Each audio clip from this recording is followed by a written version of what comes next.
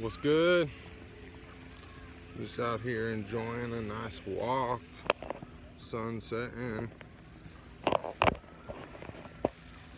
Had a bit of a rough day today. Can't complain. Got some new kicks. Matching the shirt a little bit. First pair of tennis shoes I've worn in like, no joke, 5 years. Work boot flow. Work boots every day. It almost feels like I'm not even wearing shoes because they're so light. I used to steel toes. They feel kind of weird, but I'm fucking digging them. Got these guys back here playing some old football. Sun setting, like I said. Yeah, I'm just enjoying the walk. Got a nice little pond up over here. Kind of walking away from the niceness. Oh yeah, I got a lot going on in life right now.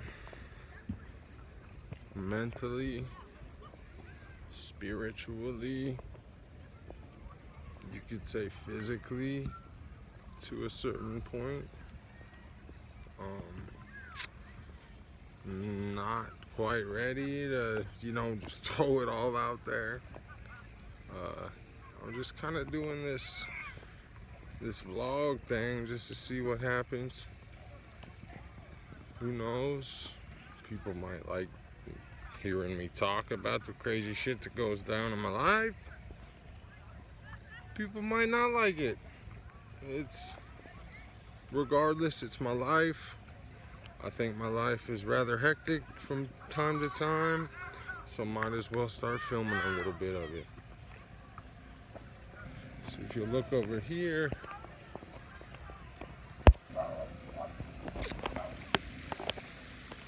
that's the pond. I grew up in the middle of Nebraska. Not necessarily middle, the southeast part of Nebraska. Okay. Yeah, pretty much any given area around the area I lived in, you drive 5 miles either direction, you're going to run into water one way or another. Most of which contains fishable fish. Fish you can catch and release, fish you can catch, take home and cook for the family. Supposedly, this place has fish. This is where everyone does their fishing. This is the equivalent to Branched Oak Lake, I would assume.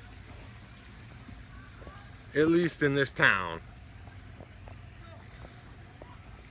I mean, Casa Grande, it's an okay town.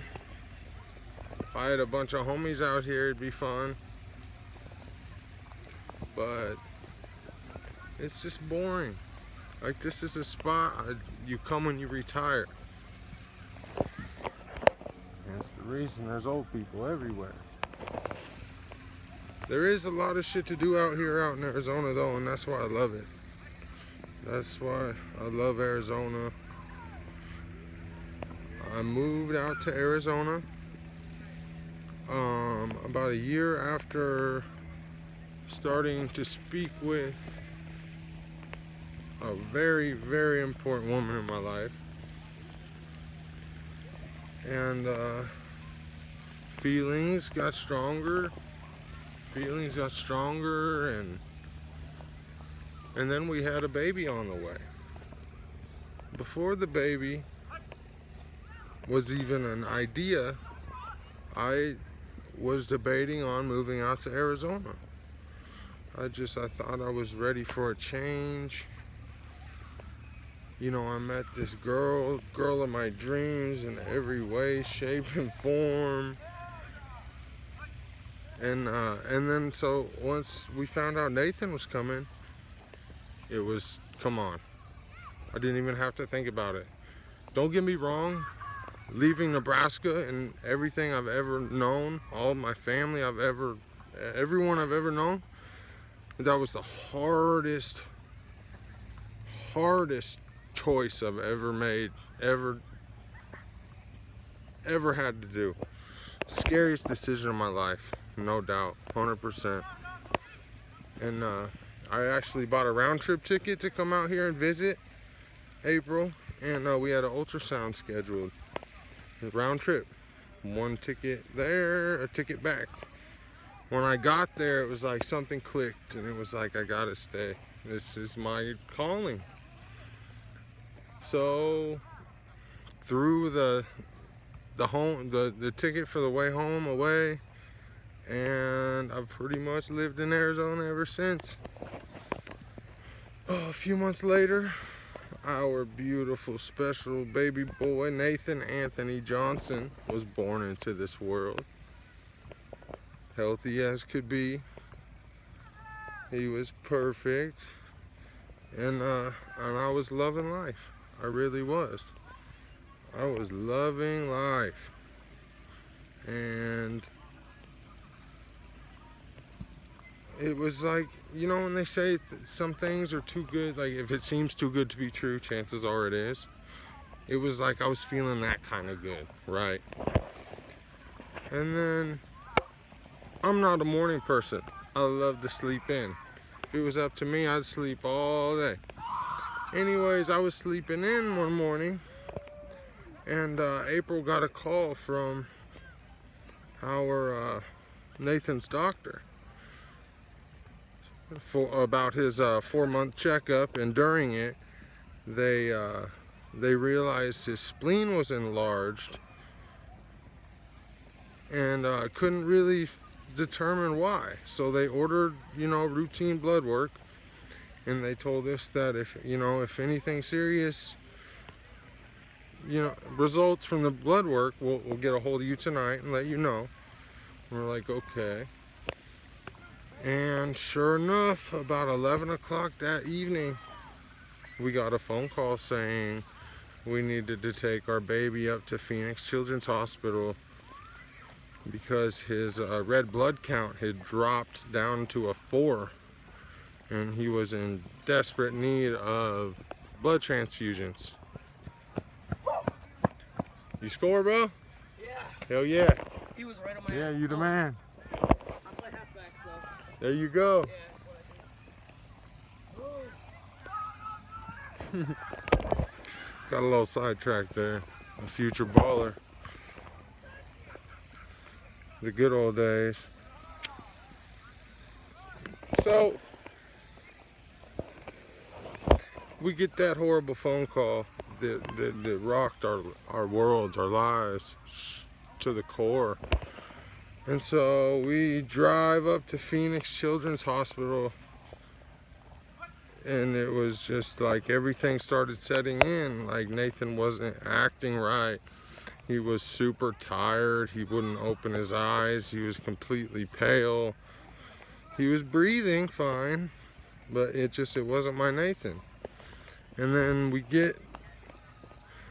get up there, and there was a lot of people in the waiting room, and we took him up to the front to check in, and they said, "Why are you here?" And we told them our doctor told us to give you this, and it was a number she had us write down over the phone. And right when they saw that number, it was Nathan was first priority. They took his blood. I remember one of the nurses that took his blood called it Kool-Aid. We got Kool-Aid, and then they shipped us right off up to the room to start his first blood transfusion. It was, me and April we were like in shock. None of this seemed possible. It didn't seem right. And yeah, at first they still don't really have the best idea of what he has, but at first they thought it was leukemia. And when a parent hears the word leukemia come from a doctor referring to their son or daughter, it's just like it's an unexplainable feeling of of every negative emotion you could think of. And they said they had to do a bone marrow biopsy, take part of his bone marrow and test it for leukemia. And they did that, and that was horrible in itself. And then the results came back that he didn't have leukemia, and that was like a weight off our shoulders. But they still had no idea what was going on. And during that 7-week period, not 7 weeks, I'm sorry, 7-day period of us being admitted in the hospital, he received 3 transfusions to get him back to just a normal red blood count, a hemoglobin number. And yeah, it's just, we're so thankful for Nathan. He still needs blood transfusions. Yeah, I'm just kind of getting all spaced out right now. It sucks. It sucks. My son will need blood transfusions for forever. And it just sucks. I mean, looking from him, just a random person looking at him from afar, like you can't tell he's sick, but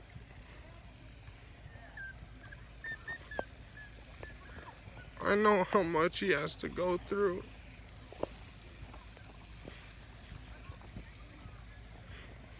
And it just kills me. It does.